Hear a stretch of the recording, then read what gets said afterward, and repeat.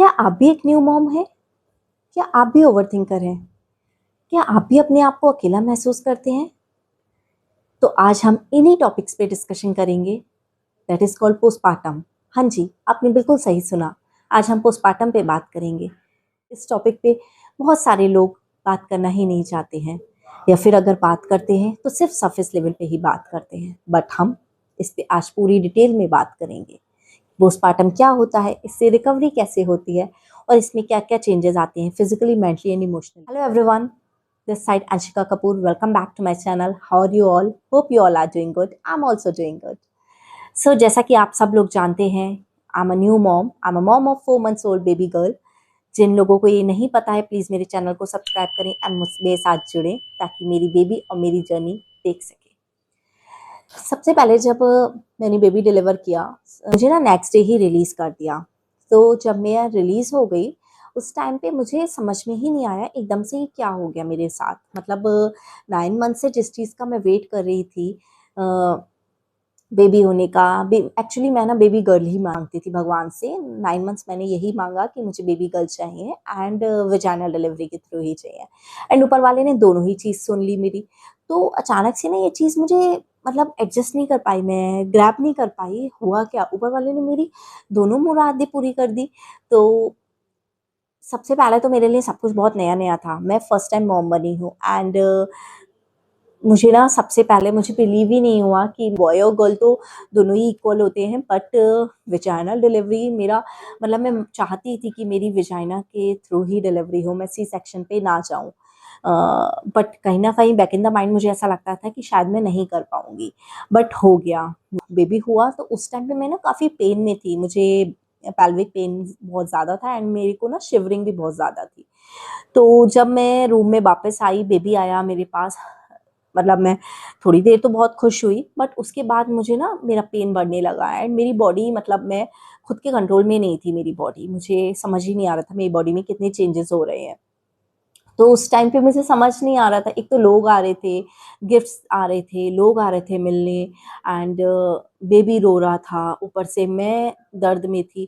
सब चीज़ें बहुत मेसी सी थी, मुझे कुछ भी समझ नहीं आ रहा था। हालाँकि वो बहुत ब्यूटीफुल फ़ेज़ होता है, बट जो रियल फ़ेज़ होता है, जो रियल थिंग होती है, वो ये होती है कि माँ उस टाइम पे काफ़ी ज़्यादा इमोशनल रोलर कोस्टर में होती है। एक तरफ तो वो अपने बच्चे की खुशी में होती है कि मेरा बच्चा हो गया, एंड दूसरी तरफ उसकी बॉडी इतनी ज़्यादा इमोशनल अप डाउन में होती है कि उसको समझ में नहीं आता करना क्या है। बट लकीली मेरी सिस्टर उस दिन थी, तो रात में वो रुकी एंड उन्होंने सब कुछ मैनेज किया।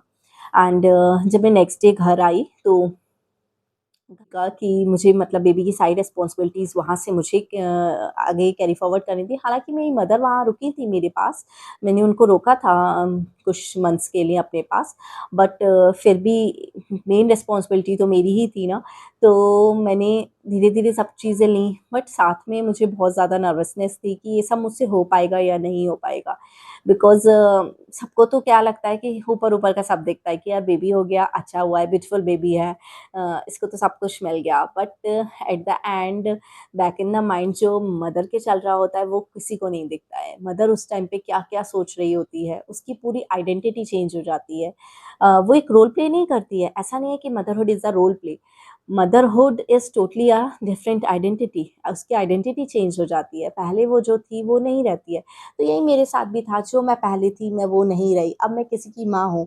जब मैंने देखा यार ये बच्चा बिल्कुल टोटल मुझ पे डिपेंडेंट है, मतलब ये फीड के लिए मुझ पे डिपेंडेंट है, इसको पॉटी, सूसू हर चीज़ के लिए, नींद के लिए, यहाँ तक कि टाइनी ह्यूमन बीइंग जो होता है ना, वो खुद सो भी नहीं पाता है एंड उस बच्चे को मतलब मुझे सुलाना है, कोई प्रॉपर्ली मुझ पे डिपेंडेंट है।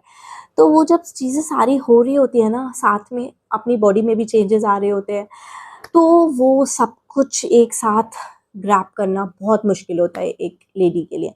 बट ये जो सोसाइटी होती है ये समझ नहीं पाती है। येस, आज मैं बहुत रियल बात करूँगी, बहुत रॉ बात करूँगी। ये जो सोसाइटी होती है वो समझ नहीं पाती है।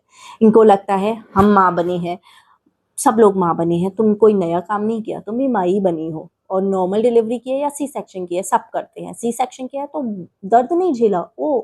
इतना ईज़ी था। और नॉर्मल डिलीवरी, ठीक है, इतना ही दर्द हुआ, तुम्हें तो सिर्फ 2 घंटे का पेन हुआ या 3 घंटे का पेन हुआ, हमने तो 24-24 घंटे, 45-48 घंटे पेन झेला है। But let me clear you guys, अगर एक लेडी एक बेबी डिलीवर करती है, तो वो जिस पेन से गुजरती है ना, वो पेन उसको कैलकुलेट नहीं किया जाता, चाहे वो 1 मिनट का पेन हो या 48 आवर्स का पेन हो या सी सेक्शन का पेन हो या एपिड्यूरल का पेन हो या नॉर्मल डिलीवरी का पेन हो, सारे ही पेन हेड्स ऑफ होते हैं। सो उन सबको आप कैलकुलेट नहीं कर सकते, कंपेयर नहीं कर सकते। अगर एक औरत एक बच्चा डिलीवर कर रही है, उसको इज्जत दीजिए, उसकी रिस्पेक्ट कीजिए सबसे पहले।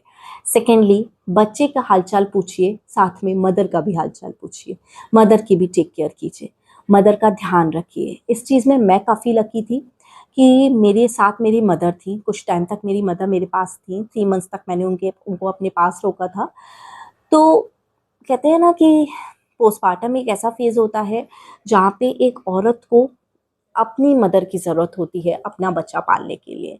तो डेफ़िनेटली ये होता है, मुझे मेरी मदर की बहुत ज़रूरत थी उस टाइम पे एंड मैंने उस हेल्प को माँगने से हिचकिचाया नहीं। मैंने अपनी मदर को बोला कि प्लीज़ आप मेरे पास रुको 3 मंथ्स के लिए, एंड वो मेरे पास रुकी एंड मेरे फादर ने भी काफ़ी एडजस्ट किया।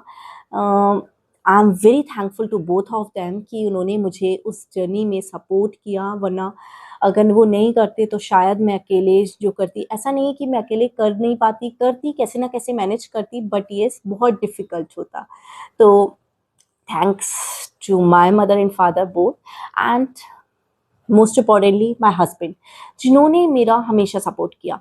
उस टाइम ऐसा फ़ेज़ होता है ना जब आपके हस्बैंड आपको सबसे ज़्यादा समझना चाहिए, आप कम्युनिकेट नहीं कर पाते हो बिकॉज़ बच्चा होता है, कभी उसके सोने का टाइम है, सुसु का टाइम, पॉटी का टाइम, फीड का टाइम, यही रिपीट होता है स्टार्टिंग में तो। एंड मेरे साथ क्या था, मेरे बेबी को ना सेकंड मंथ में ही कोलिक हो गया था। तो जैसे ही मेरे 40 डेज़ कंप्लीट हुए, 40 डेज़ हो भी नहीं पाए थे, 30 डेज़ के बाद से ही मेरे बेबी को कोलिक स्टार्ट हो गया, colic pen. And believe me, वो दिन भर रोती थी, रात भर रोती थी, सोती थी, उठती थी, रोती थी, सोती थी, उठती थी, रोती थी। एंड उस टाइम पे अगर आपका हस्बैंड आपको सपोर्ट नहीं करे तो बहुत डिफ़िकल्ट होता है। एंड मेरे केस में मेरे हस्बैंड ने मुझे पूरा सपोर्ट किया। हम लोगों ने मतलब बहुत टाइम तक अपने आपस में कुछ बात ही नहीं किया, बस बात बेबी से रिलेटेड ही होती थी कि इसको कब सोना है, क्या हो गया इसको, डॉक्टर को दिखाएँ या कैसे चुप होगी, यही सब बातें होती थी। अदरवाइज़ कोई बात ही नहीं होती थी। तो उस टाइम पे दोनों ही पार्टनर्स को समझना चाहिए, हस्बैंड को भी एंड वाइफ को भी, कि आप लोग किस जर्नी में जा रहे हो। बट मेरे हस्बैंड का क्या था कि रात में वो मेरे साथ 5 और 10 मिनट्स सिर्फ बैठते थे एंड मुझे सिर्फ साइलेंटली सुनते थे। साइलेंटली सुनना बहुत ज़रूरी होता है। एक पोस्टपार्टम टाइम में मैं बोलूँगी कि एक पार्टनर को बस 5-10 मिनट अपनी वाइफ को देने चाहिए कि बस वो उसे सुन सके, उनके साथ साइलेंटली बैठ सके और उस मोमेंट को जी सके जो वो जी रही हैं, बस। एंड उनको एप्रिशिएट कर सके। चाहे आपको लग रहा है या नहीं लग रहा है कि आपकी पार्टनर कुछ अच्छा कर रहे हैं या नहीं, बट प्लीज़ उन्हें सपोर्ट कीजिए, उनको एप्रिशिएट कीजिए, पब्लिकली भी कीजिए एंड पर्सनली भी कीजिए। ऐसा नहीं है कि आप पब्लिकली एप्रिशिएट ना करें, प्लीज़ आप पब्लिकली एप्रिशिएट करें। एक वीमेन को अगर आप पब्लिकली एप्रिशिएट करते हो ना, उसे उससे ज़्यादा खुशी कभी महसूस नहीं होती। उसे उस चीज़ में जो खुशी मिलती है ना, वो उसको ना चाँदी, हीरे, मोती किसी चीज़ में नहीं मिलती है, सीरियसली।